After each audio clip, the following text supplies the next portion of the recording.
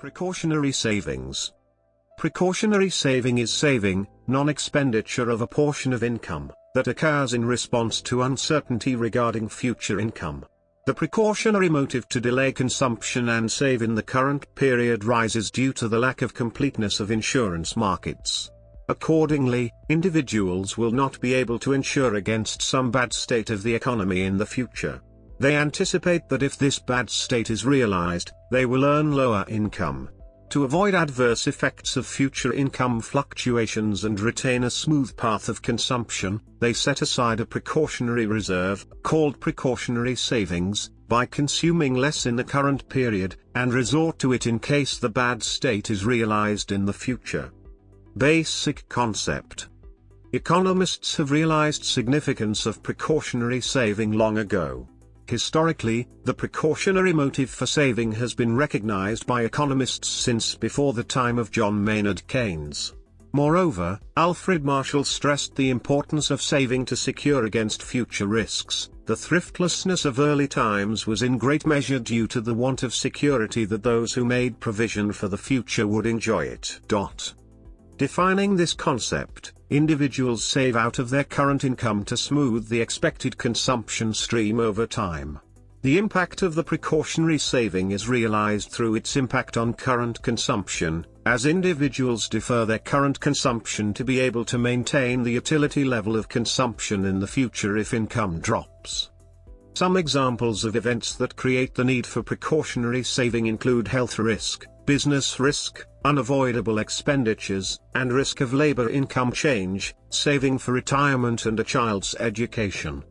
Precautionary savings are intimately associated with investments. If earnings are not used for purchasing commodities and services, there is a probability that the precautionary savings can be invested to generate fixed capital and achieve economic growth. Precautionary saving is different from precautionary savings. Saving is a flow variable quantity, measured in units of currency per unit of time, such as dollars per year. Conversely, the savings denotes the accumulated stock of funds that is present at a single point of time. A higher rate of precautionary saving would lead to a higher growth in an individual's net worth. Precautionary saving and life cycle, the permanent income hypothesis. An individual's level of precautionary saving is modeled as being determined by the utility maximization problem. This was realized by Friedman, 1957, and later by Ando and Modigliani, 1963, and Bewley, 1977, in their seminal work on the permanent income hypothesis, PIH. The relevance of the life cycle framework, therefore, builds on intertemporal allocation of resources between the present and an uncertain future with the goal of maximizing utility. Rational individuals take sequential decisions to achieve a coherent and stable future goal using currently available information. While 1993 proposed a simple multi-period model to analyze the determinants of precautionary saving.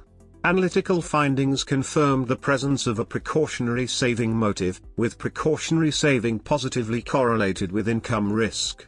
More extensive research has confirmed the presence of a precautionary motive for saving within the permanent income hypothesis framework. Uncertainty. Theoretical motivation. Leland, 1968, introduced a simple analytical framework that builds on the prudence individuals towards risk. This is a concept that economists define as decreasing absolute risk aversion with a convex marginal utility, U greater than zero. Leland proved that, even for small variations of future income, the precautionary demand for saving exists. It was only recently that economists confirmed the early findings of Leland.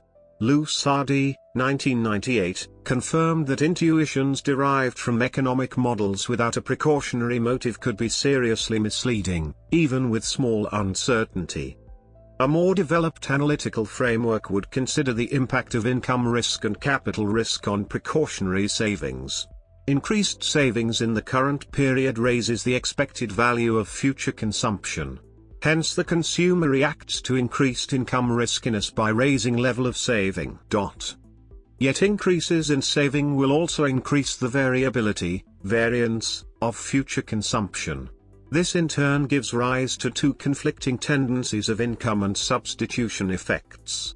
Higher capital risk makes the consumer less inclined to expose his resources to the possibility of future loss. This imposes a positive substitution effect on consumption, i.e. substitute acquiring capital in the current period with consuming in the future to avoid capital loss in the future due to capital risk. This is met with an opposite force, as high riskiness makes it necessary to save more in order to protect oneself against very low levels of future consumption. This explains the negative income effect on consumption. A step forward was led by Kimball, 1990, who defined the characteristic of prudence. The measure of absolute prudence was defined as Q equals U/U, and the index of relative prudence as P equals W/U, i.e. U is a utility function. The prudence index measures the intensity of the precautionary motive just as risk aversion measures the intensity of the desire for insurance. Empirical literature. The empirical literature shows mixed evidence on the significance of the precautionary motive for saving. Numerical simulations suggested the possibility precautionary saving, ranging from 20 to 60% of all saving.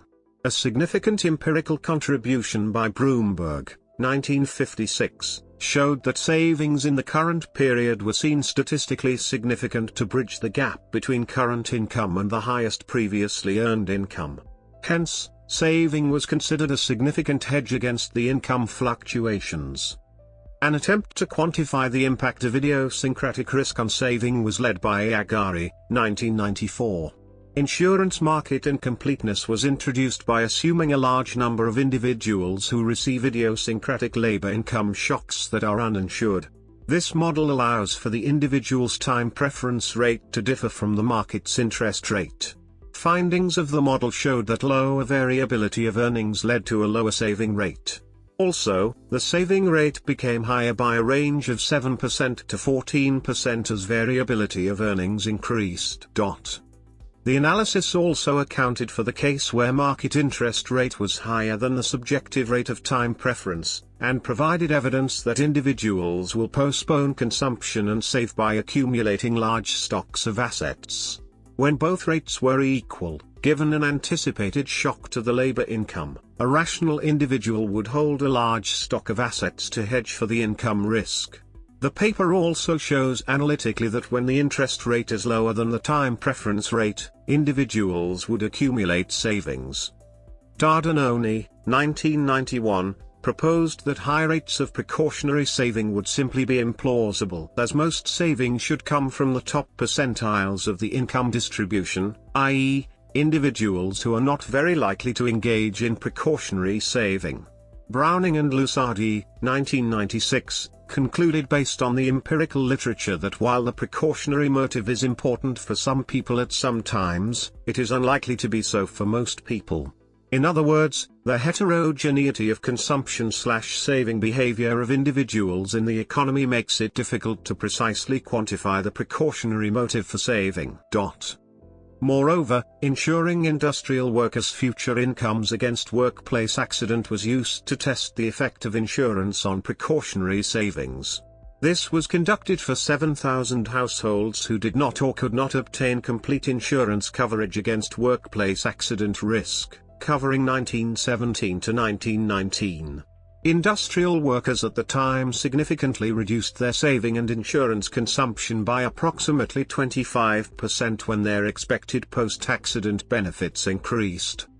Subsequent analysis from Kazarosian, 1997, using data from the National Longitudinal Survey, has shown that a doubling of uncertainty increases the ratio of wealth to permanent income by 29%.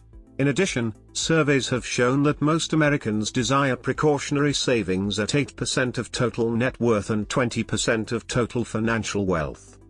Because of higher quality data on hours worked, a new literature considered precautionary labor supply, a part of precautionary savings.